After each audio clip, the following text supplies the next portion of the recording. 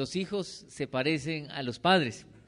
Y no quiero referirme al aspecto físico porque pues es lo de esperar, ¿cierto? Si no, uno estaría preocupado. Me refiero a aquellos aspectos en los cuales lo que tiene que ver con el comportamiento, el carácter, la forma de reaccionar, aún los gestos. ¿Se ha dado cuenta que los hijos tienen gestos de los papás? Si los papás hacen un gesto, el hijo también a veces hace las mismas cosas. Al punto que alguien que no conoce al papá, después un tiempo, y cuando lo conoce dice, no, usted es el papá de tal. ¿Y por qué? ¿Por qué se dan estas cosas? Por la influencia, obviamente, de la convivencia. Y quien más influye es el papá o la mamá, el que esté más cerca de los hijos. A veces la mamá es la que está más cerca, haciendo tareas con los hijos, etcétera. Y uno puede darse cuenta cómo los hijos se parecen más a ella.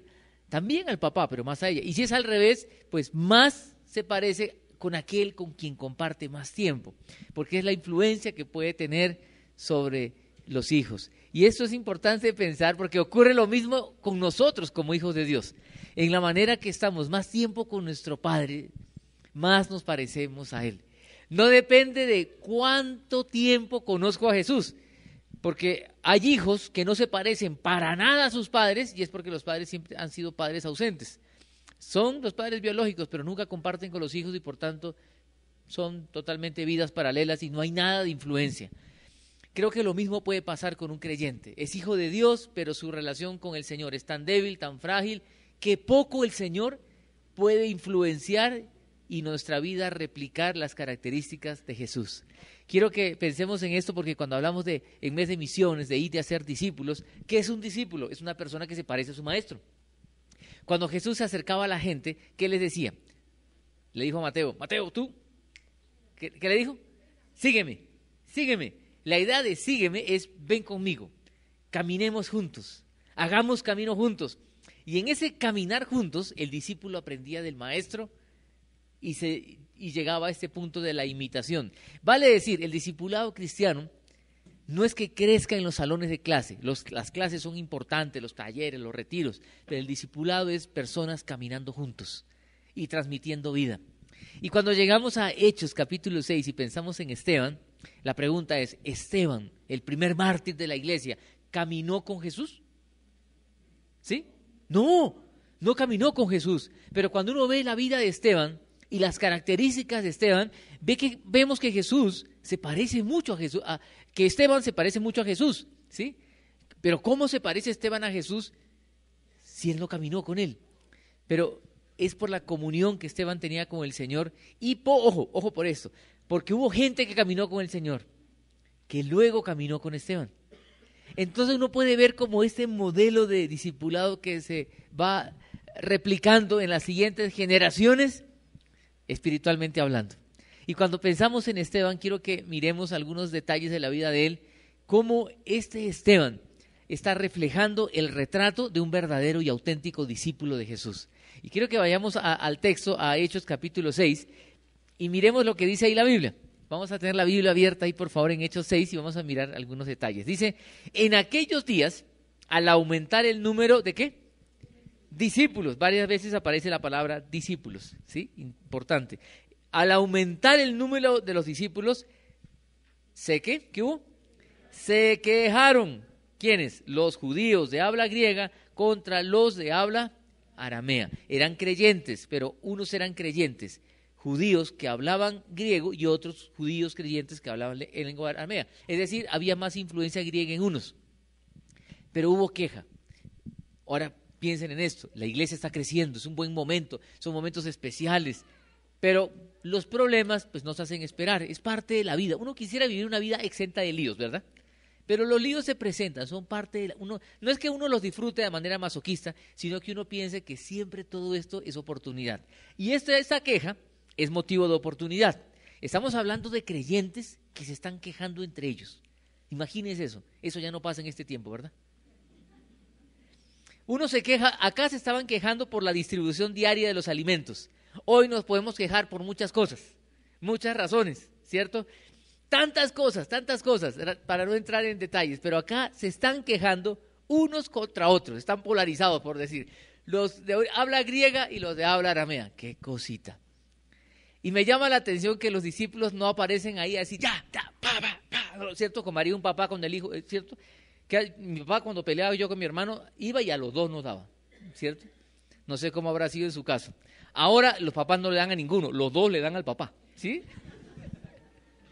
El mundo ha cambiado. Pero aquí los discípulos, los apóstoles se reúnen y vean lo que pasa.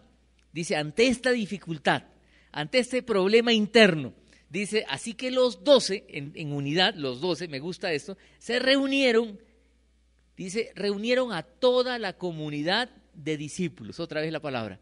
Los 12 en unidad llaman a los discípulos y les dicen, no está bien que nosotros los apóstoles descuidemos el ministerio de la palabra de Dios para servir a las mesas. Hermanos, escojan de entre ustedes a 7 hombres de buena reputación, llenos del espíritu y de sabiduría, para encargarles esta responsabilidad. Así, nosotros nos dedicaremos de lleno a la oración y al ministerio de la palabra. Versículo 5. Esta propuesta, ¿qué dice? Agradó a toda la asamblea. Y escogieron. ¿A quién escogieron? Mencionan el primero Esteban. Ahora, Esteban, ¿qué creen de qué bando era? ¿De los que hablaba griego o de los que hablaba arameo? Fíjense que tocaba escoger uno. ¿Qué haríamos nosotros? Oiga, mitad, mitad. Si son 7, 3 y 3 y el séptimo, si son 4 de acá, estos 3, porque ellos son más, ¿cierto? Eso es, vea, los cristianos somos, pero complicados. El ser humano es complicado y el creyente no es la excepción. Aquí se agarraron por la distribución diaria de los alimentos, dice el texto bíblico. Ellos nombran personas y los nombres que aparecen allí son nombres que nos hacen pensar en el origen de estas personas. Esteban es un nombre de origen griego, ¿sí? Y nombran a Esteban y a otros más. Pero quiero que noten cómo describe la Biblia a Esteban. Lo describe como una persona llena de ¿qué? Primero dice que escojan gente llenos del espíritu y de sabiduría. Y en el versículo 4 dice lleno de fe y ¿de qué más? Y del Espíritu Santo. Y luego siguen los demás nombres, y quiero que vean el versículo 8. Esteban dice, hombre lleno ¿de qué? De gracia y del poder de Dios. ¿Cómo está describiendo la Biblia a Esteban? Si uno hace un resumen de esas descripciones, de las veces que aparece la palabra lleno, ahora lleno significa como pleno, que eso es lo que él inspiraba, ¿sí? Hay personas que hoy usted puede describir a personas llenas de amargura. ¿No se ha dado cuenta en la situación en la que vive el país ahorita con el sí y el no sé qué, todas tantas cosas? Hay gente que está llena de amargura, ¿cierto? Que usted apenas le toca el tema, ya uno no hable, ¿sí? A veces me preguntan, ¿usted por qué votó? No le digo porque si le digo una vaina me cae encima, si le digo la otra me cae encima. ¿Para qué pregunta? ¿Sí? El voto es secreto, no soy. ¿Sí? ¿No hay familias enfrentadas? ¿No hay maridos durmiendo en la sala porque la mujer lo votó por eso? Sí. Hay familias enfrentadas de una manera espantosa, ¿sí? Es absurdo que un tema de paz produzca tan poca paz en la familia. ¿Se imaginan? Un tema de paz produciendo divorcios, familias fragmentadas, qué cosa tan espantosa. Lo que quiero que pensemos aquí, que acá hay un problema interno en la iglesia, un problema también de polarización con los de habla griega con la habla aramea, están agarrados entre ellos. Y los discípulos dicen, nombremos a los apóstoles, gente que se encargue de esto, y nombran gente sabia. ¿Y llenos de qué? No llenos de amargura, no llenos de piedra, no llenos de jartera por lo que está pasando, no llenos de aburrimiento, porque qué cosa con esta gente tan espantosa, ¿sí? En vez de estar pensando en la obra de Dios, pensando en los alimentos, solo piensan en comer, ¿cierto? No, dice que eran llenos de ¿qué? Sabiduría, fe, gracia, poder y lleno del Espíritu Santo. ¿No les parece una descripción hermosa? Esteban refleja el carácter de Jesús. En medio de los problemas internos, refleja el carácter de Jesús. Esto nos debe llevar a pensar que nosotros, como discípulos de Jesús, debemos reflejar el carácter de Jesús cuando usted discute con su cónyuge, cuando usted discute con sus hijos, cuando discute con la familia extendida, cuando discutimos entre los hermanos. Aquí lo que uno puede ver es que Esteban, en medio de un conflicto, de un problema, que pudo haber dividido a la iglesia de aquel entonces, hubiera sido la primera iglesia de habla griega, la primera iglesia unida de habla aramea. ¿Se imaginan eso? Porque además todos le ponen unido, ¿cierto? Imagínese eso, chistoso, ¿no? La primera iglesia unida de habla griega, la primera iglesia unida de habla aramea. Luego cuando estos se dividen, la primera iglesia unida aramea, tal cosa, ¿sí? Le ponen que liberal, la otra conservadora, ¿sí? Y sigue, todo el mundo le dice unida a lo que... Pero esa iglesia no se dividió porque hubo gente que reaccionó con ese tipo de espíritu, sabiduría, fe, gracia, poder y espíritu, llenos del Espíritu. La pregunta que a uno le surge aquí es, esta es la descripción que Lucas, el autor de Hechos, hace. ¿Cómo nos describirían a nosotros? ¿Cómo nos describirían? Si tienen que hablar de usted, dirían, ¿lleno de qué? Lleno de piedra, lleno de resentimiento, lleno de pereza, lleno de plata. Uy, ojalá, ¿cierto? ¿Lleno de qué? Aquí dice lleno de sabiduría, y me llama la atención que dice más adelante que no podían resistir el espíritu con el que Esteban les hablaba. Sabio. ¿De quién habla? ¿De quién la Biblia dice esto? De Jesús. ¿Se acuerdan que a los 12 años inclusive dice que él discutía con doctores, ¿cierto? Y después, ya grande, dice que él hablaba con autoridad, no como los fariseos. Y acá Esteban no podían contradecirle por la sabiduría con la que hablaba. Este es un digno discípulo del Señor, un retrato de un verdadero discípulo. Pero algo más, si uno sigue avanzando y lee, vean el versículo 8. Dice, Esteban, otra vez lleno de gracia y del poder de Dios, ¿hacía qué cosas? Grandes prodigios y señales milagrosas entre el pueblo. Con él se pusieron a discutir, ojo, discutir, ciertos individuos de la sinagoga llamada de los libertos. La sinagoga era el lugar de reunión donde se reunían los judíos en torno a la palabra de Dios. Estos libertos parecen ser, eran ex esclavos o hijos de ex esclavos, pero estaban reunidos allí donde había judíos de Cirene, de Alejandría. Los de Alejandría eran conocidos por el estudio, por el saber, por lo letrado que eran. Es decir, discutir con gente de Alejandría era cosa seria. Y él estaba con ellos, de Alejandría, de Cilicia y de la provincia de Asia. Y vea el versículo 10, como no podían hacer frente, ¿a qué? A la sabiduría, ni al espíritu con que hablaba Esteban, instigaron a unos hombres a decir, hemos oído a Esteban blasfemar contra Moisés y contra Dios.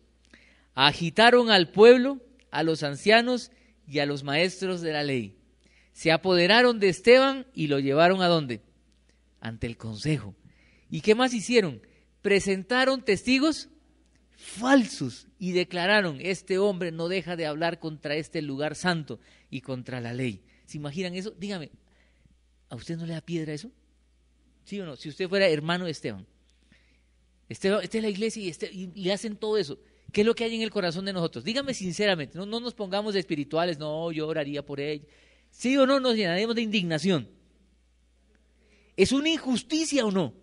Claro, miren, cuando una persona se prestaba como testigo falso, la ley decía tenía que morir apedreado. El testigo falso. La ley romana también condenaba al testigo falso. Pues hoy también, pero quiero decir que había medidas muy duras, muy extremas contra esto. Y estos confabulan.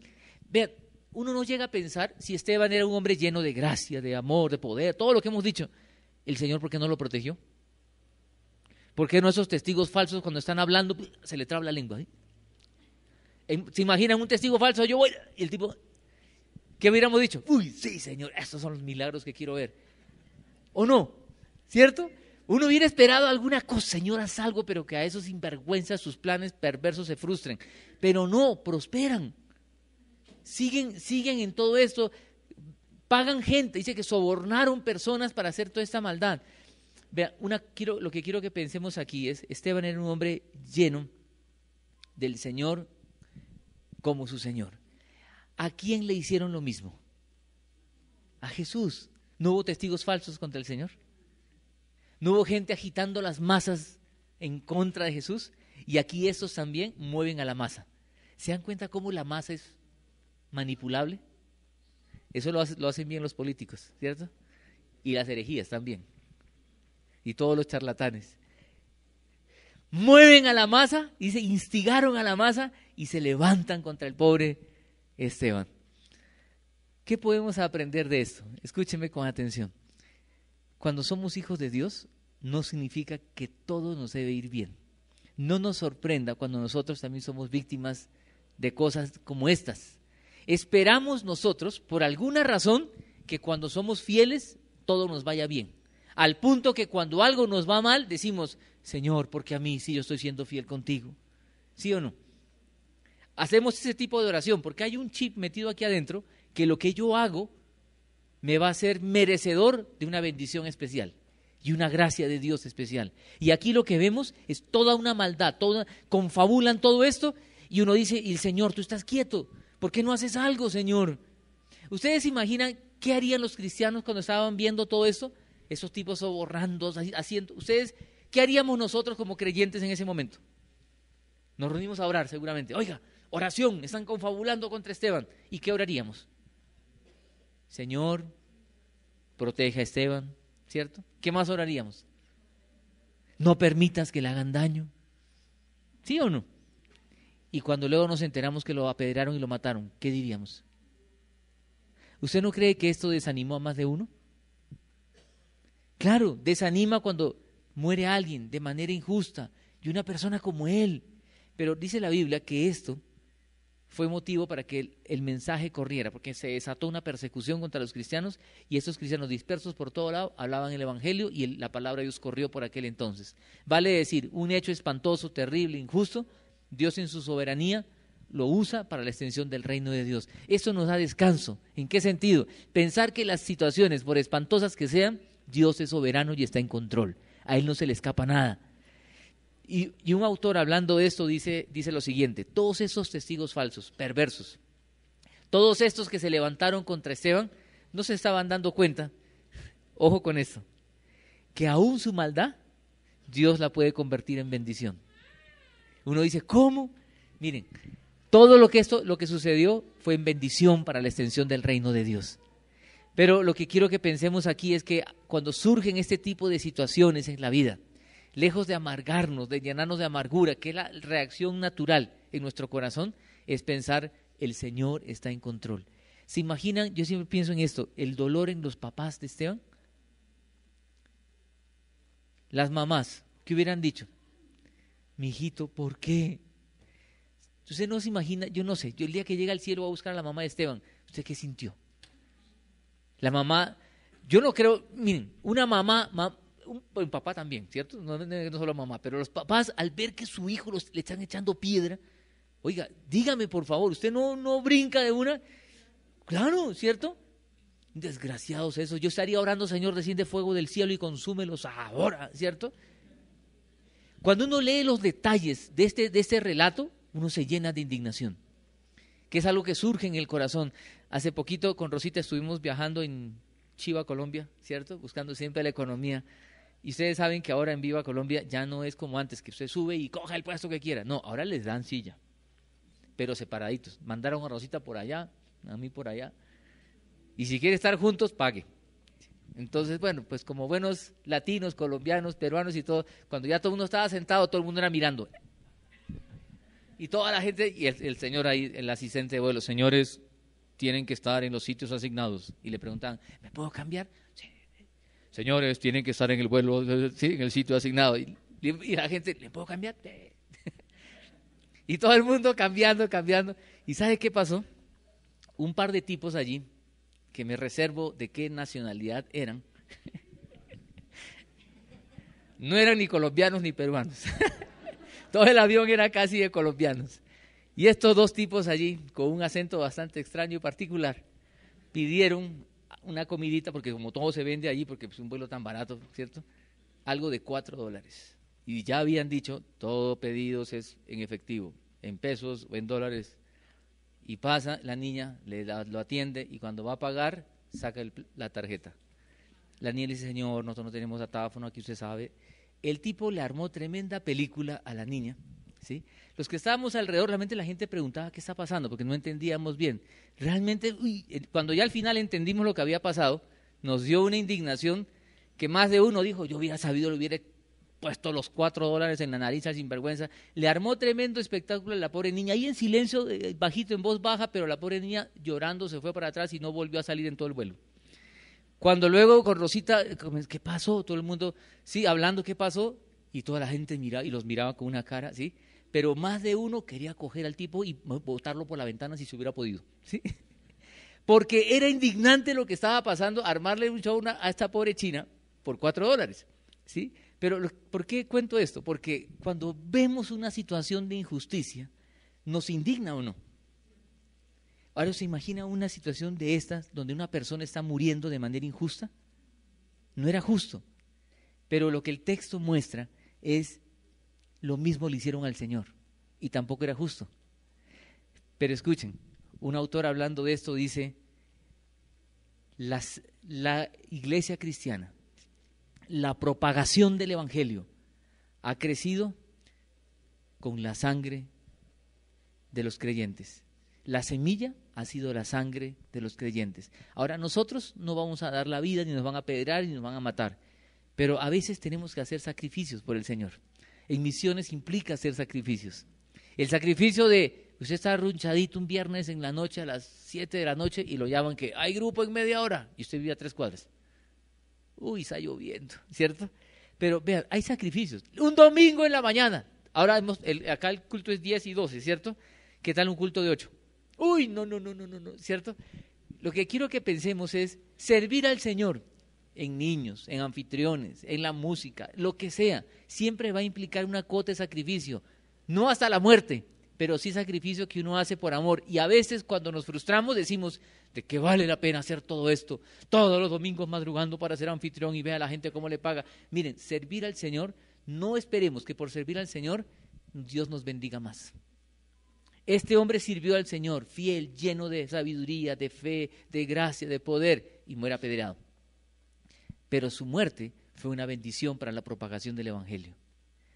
Y quiero que pensemos en los detalles que siguen. Él hace toda una defensa de la fe, hace un recorrido, una caminata bíblica desde Abraham hasta Jesús, y cuando hace la caminata o el desarrollo de la historia de la salvación, trata de mostrarles cómo ellos han sido infieles en todo el camino. Y termina con una expresión bastante dura.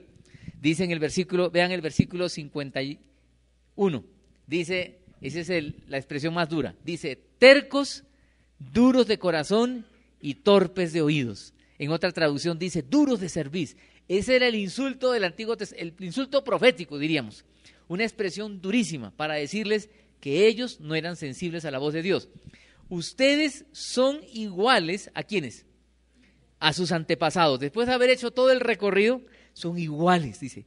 Siempre resisten al Espíritu Santo.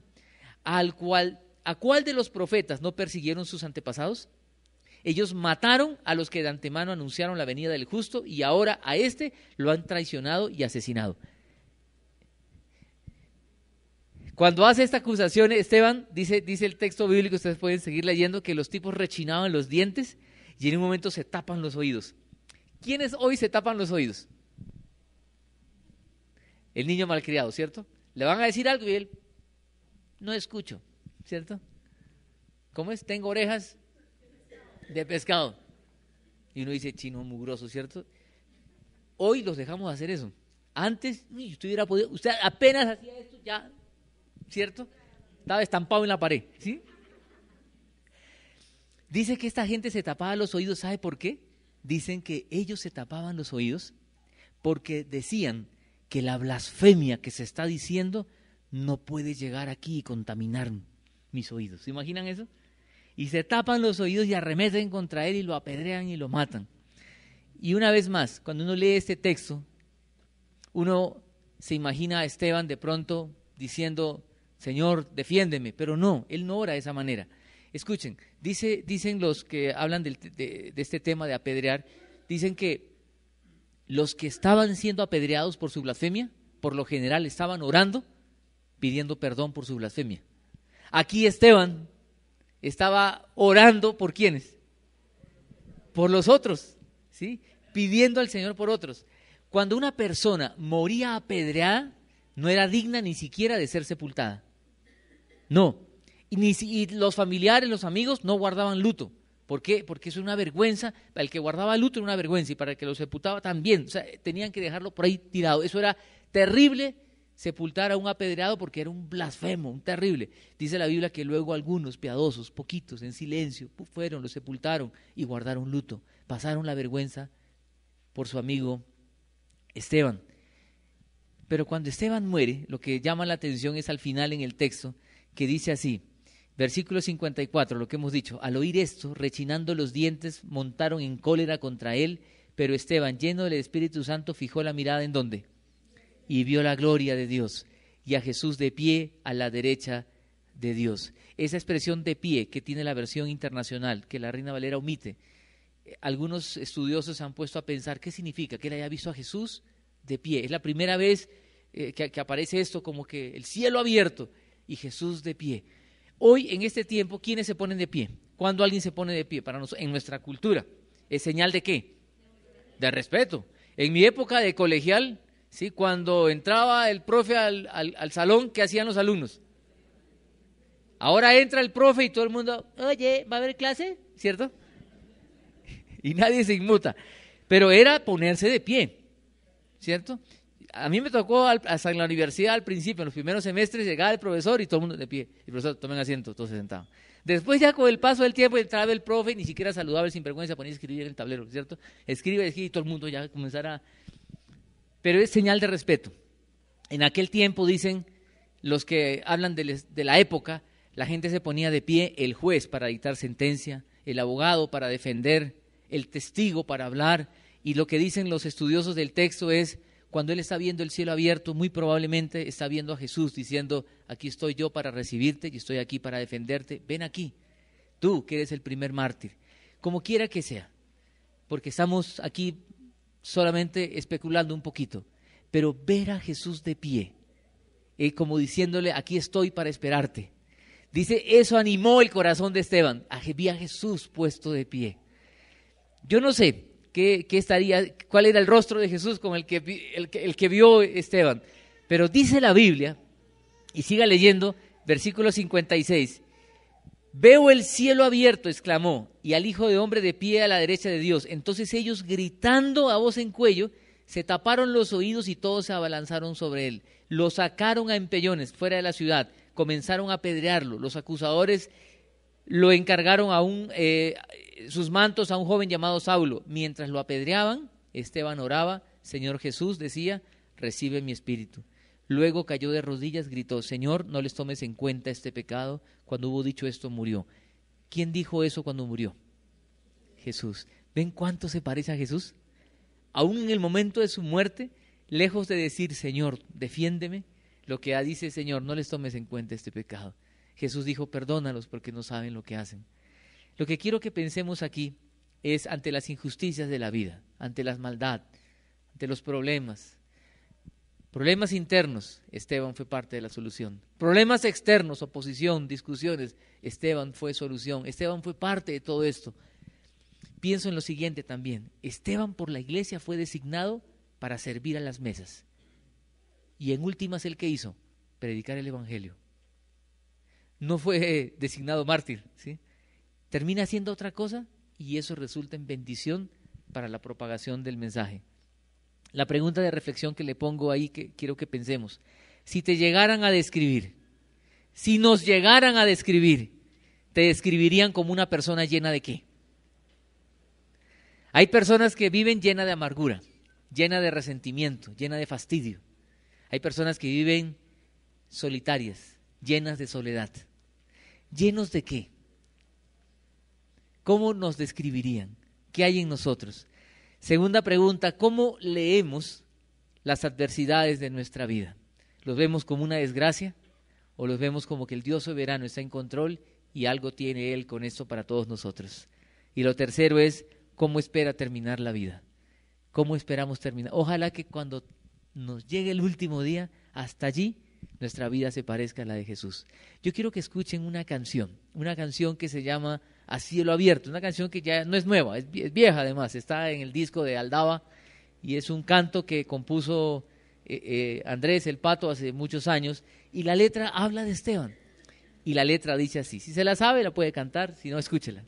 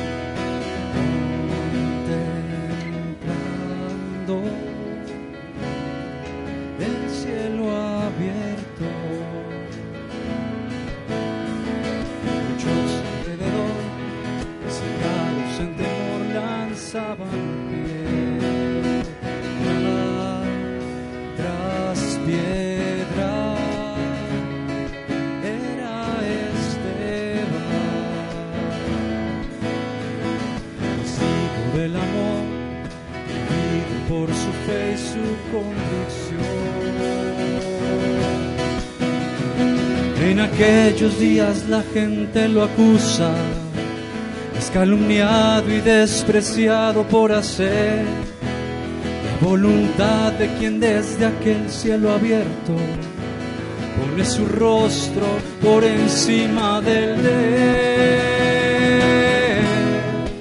Es su buen Padre que ve la aflicción, lo que padece por causa de obedecer la gran misión que en sus labios dejó. Y estando allí eleva su oración, pasa por alto, Señor, su pecado. Y habiendo dicho esto, marchó.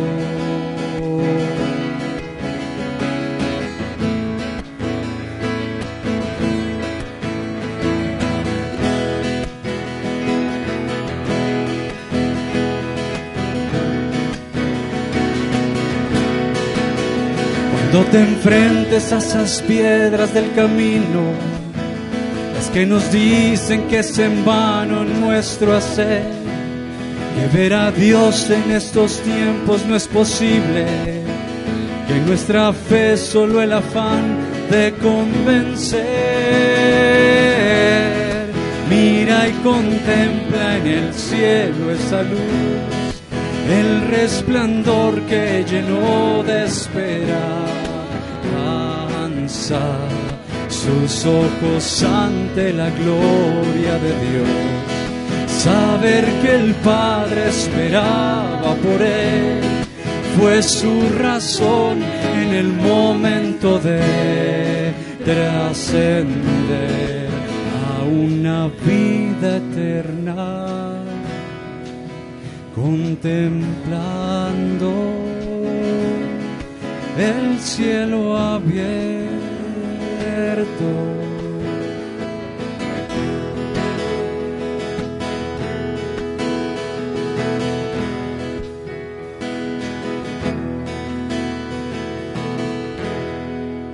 Señor Jesús, queremos como discípulos tuyos parecernos a ti y queremos aprender de este hombre llamado Esteban, Señor, que fue alguien lleno de gracia, de poder, de sabiduría, de fe, del Espíritu Santo.